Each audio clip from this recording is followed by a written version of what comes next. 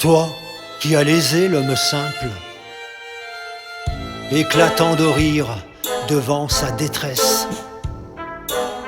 t'entourant d'une cour de bouffons pour la confusion du bien et du mal. Prends garde, le poète se souvient. Tu peux le tuer, un autre naîtra. Seront inscrits les paroles et les actes.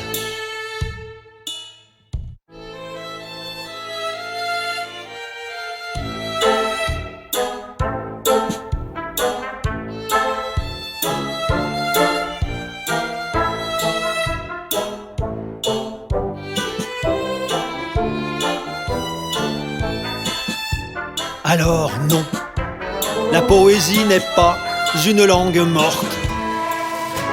Elle agonise tout au plus, messieurs, mesdames. Non, la poésie n'a pas vendu son âme. Et dans l'ombre, derrière chaque porte, des musiciens fantômes préparent son grand retour en fanfare.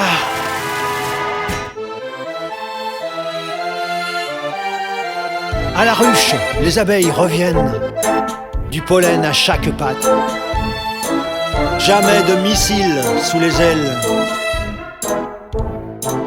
Quand la prairie fleurie reste sans dard face au bulldozer et ne cicatrise pas, comme le ciel déchiré par l'avion de chasse.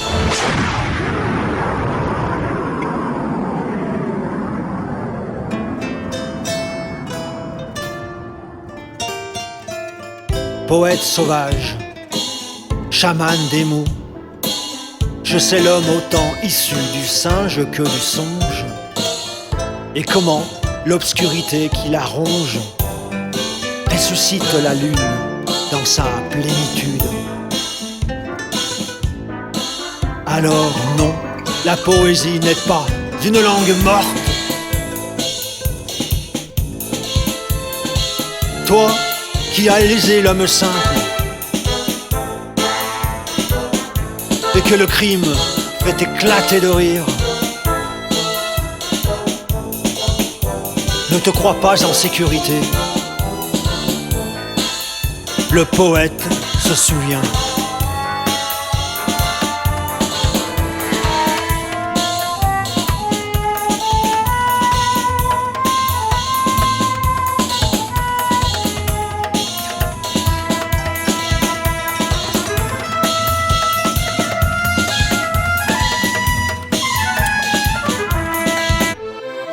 Alors toi, qui aujourd'hui encore ignore ou moque l'homme simple, quand l'État déclare son peuple ennemi public numéro 1, ne crois pas ta bouffonnerie réussie. Le poète n'oublie rien. Le poète du peuple, du moins.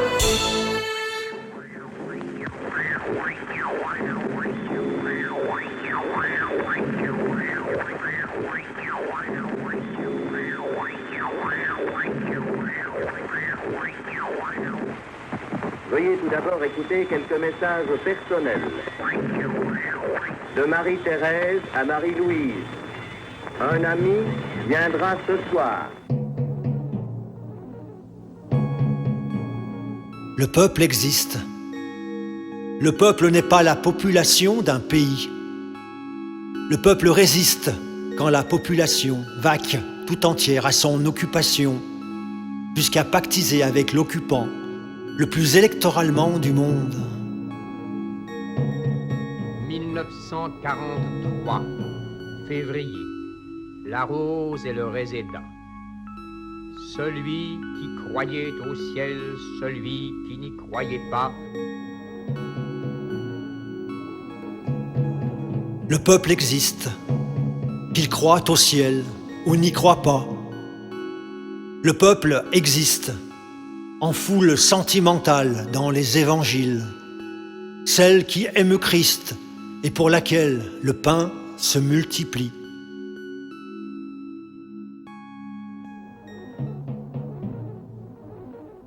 Le poète du peuple existe. En gilet jaune, il est l'Aède, présent quand le peuple crie à l'aide, quand le peuple plie un genou. À ses côtés, son chantre le maintient debout.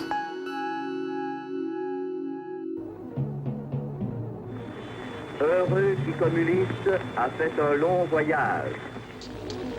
Les sanglots longs des violons de l'automne. Je répète, les sanglots longs des violons de l'automne. Oui, le poète du peuple existe, corps et âme. Pour cette raison, il n'est pas poète pour le grand nombre. Il n'est pas l'artiste assis couché de la subversion sous subvention, ou bien le ridicule amuseur du « et pendant ce temps-là ». Car à quoi bon un printemps pour la poésie? Si l'année ne porte pas le fruit jaune citron de la révolution romantique.